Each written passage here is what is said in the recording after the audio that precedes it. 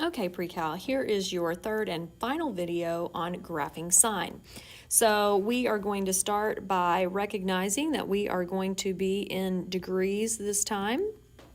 Our amplitude is equal to 1 because there's just a 1 in front of sine.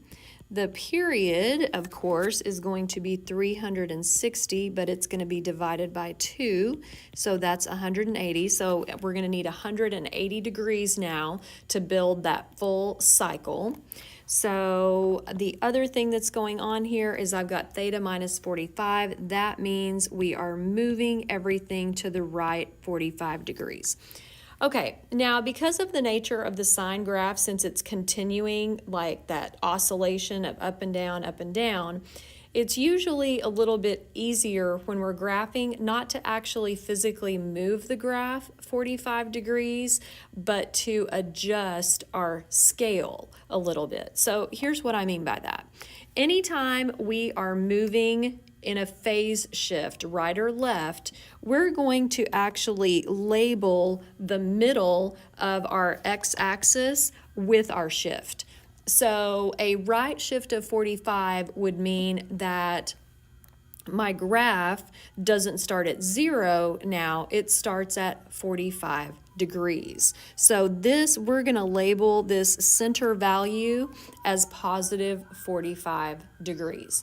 Okay, so now what does that look like? Well, I'm going to treat that obviously as my center point.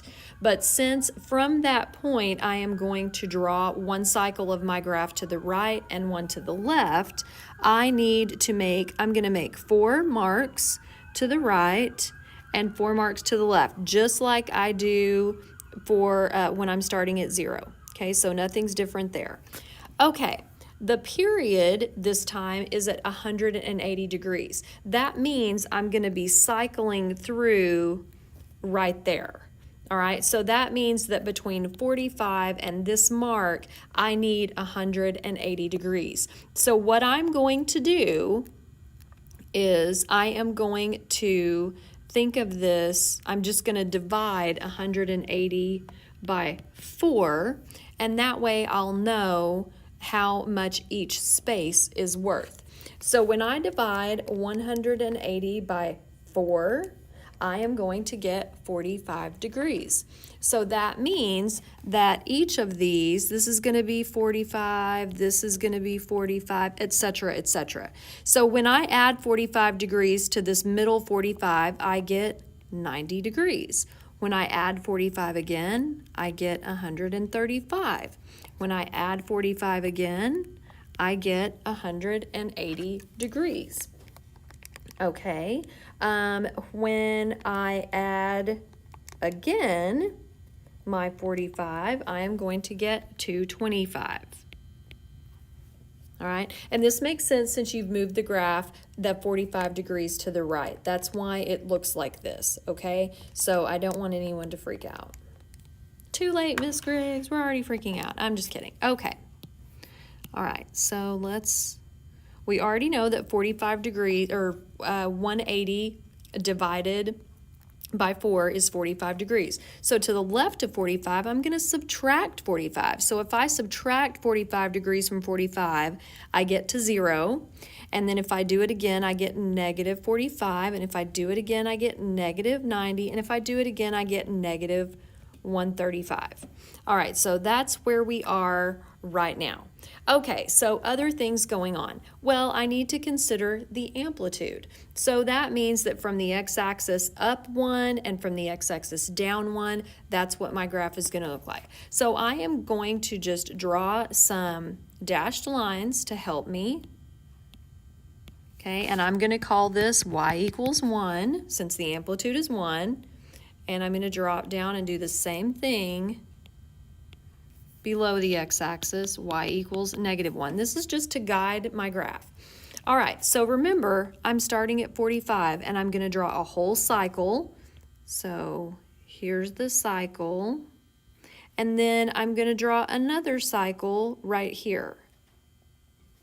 Don't forget to put in your y-axis. Remember, your y-axis always occurs at 0, and that's what your graph would look like. Okay, next example. We have radians again. And we have an amplitude of 2. That's right there. The period this time is just going to be 2 pi because there's an understood 1 right there. And then right here, I am moving to the left pi over 2. And then I'm also moving up 1 and we're reflecting. So there's a lot going on with this one. So we're going to have to take this step by step. All right, so the very first thing we want to consider this up 1 here. That's the first thing we need to do, because from our x-axis, the x-axis is not going to be the center of my graph. The x-axis is actually going to be, my center of my graph is actually going to be up here. Okay, so I'm going to call this up 1. So I'm going to call this y equals 1. So the center of my graph is actually going to go through this value.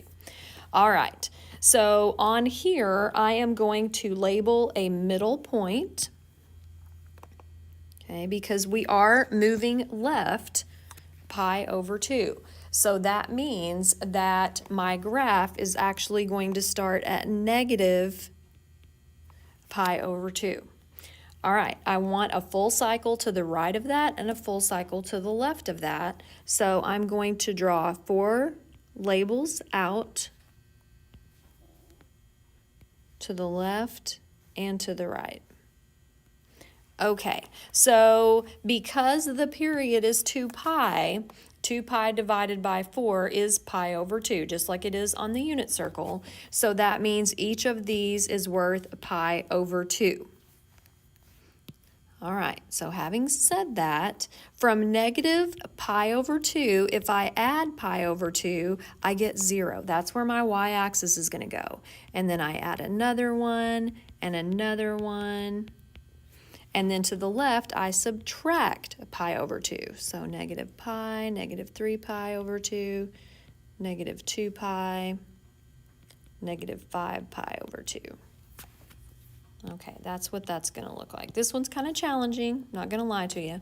All right, so we've taken care of up 1, left pi over 2, the period. Now we need to take care of the amplitude. The amplitude is 2, so if this red line, this red dotted line represents 1, we would go up 2 more. So this is y equals 3. And then we would go down another one. So this is going to be at x or y equals negative 1 because this is 1 and this is 2, because remember your amplitude is 2.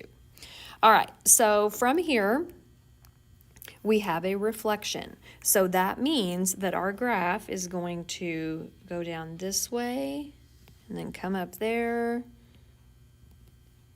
Man, I have done better graphs. This is hideous. Okay, and then of course your y-axis right there.